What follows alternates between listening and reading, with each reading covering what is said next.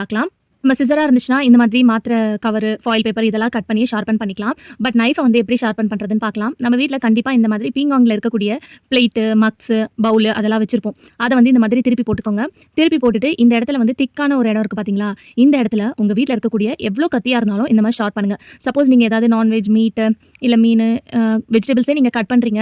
உங்களுக்கு ஷார்ப் கம்மியா இருக்குன்னா, உடனே நீங்க இந்த டிப்ப வந்து ஃபாலோ பண்ணிக்கலாம். இந்த மாதிரி ஒரு பீங்காங் கப்ப வந்து திருப்பி போட்டுட்டு, அதுக்கு பேக் சைட்ல இந்த மாதிரி நீங்க நல்லா தேய்ச்சுட்டு, அதுக்கப்புறம் கட் பண்ணீங்கன்னா நல்லா ஷார்ப் ஆயிரும். பட் ஆனா இத ஹேண்டில் பண்ணும்போது பார்த்து ஹேண்டில் பண்ணணும். ஏன்னா ரொம்ப ஷார்ப்பா இருக்கும் இல்லையா? அதனால. நெக்ஸ்ட் வந்து பார்த்தீங்கன்னா, நம்ம வீட்ல அருவாமனைலாம் மோஸ்ட்லி ரேரா தான் யூஸ் பண்ணுவோம். பட் ஆனாலும் அத எப்படி ஷார்ப்பன் பண்றதுன்னு பார்க்கலாம். அதுக்கு வந்து பார்த்தீங்கன்னா, நான் இங்க சாண்ட் பேப்பர் தான் எடுத்திருக்கேன். ஸோ இது ஹார்ட்வேர் ஷாப்ஸ்லலாம் போய் கேட்டீங்கன்னா கண்டிப்பா குடுப்பாங்க. இத வச்சு நீங்க நம்ம வீட்ல இருக்கக்கூடிய எல்லா டூல்ஸுமே வந்து பார்த்தீங்கன்னா, ஷார்ப்பன் பண்ணிடலாம். ஸோ அருவாமனைய ஷார்ப்பன் பண்றதுக்கு மேலே பார்த்து வந்து ஷார்ப்பன் பண்ணுங்க. ஏன்னா கை வந்து நம்மளுக்கு முக்கியம். ஸோ இந்த மாதிரி லைட்டா நீங்க ஸ்க்ரப் பண்ணி தேய்ச்சு விட்டாலே போதும். ஸோ அந்த சாண்ட் பேப்பர் வந்து உங்களுக்கு எந்த ஒரு டூலா இருந்தாலும் நல்லா வந்து ஷார்ப்பன் பண்ணி குடுத்துரும். ஸோ நீங்க இது வந்து அருவாமனைக்குன்னு கிடையாது.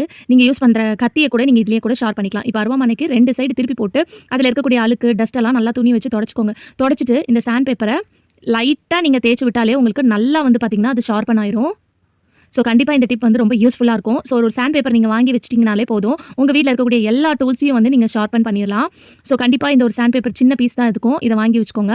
நைஃப ஷார்ப்பன் பண்றதா இருந்தா, இப்படி வச்சுட்டு நல்லா இந்த மாதிரி ஸ்க்ரப் பண்ணி தேய்ச்சு விட்டீங்கன்னா, அந்த கார்னர்ஸ் எட்ஜ்ல தான் நம்ம காயெல்லாம் கட் பண்ணுவோம் இல்லையா? அந்த இடம் வந்து நல்லா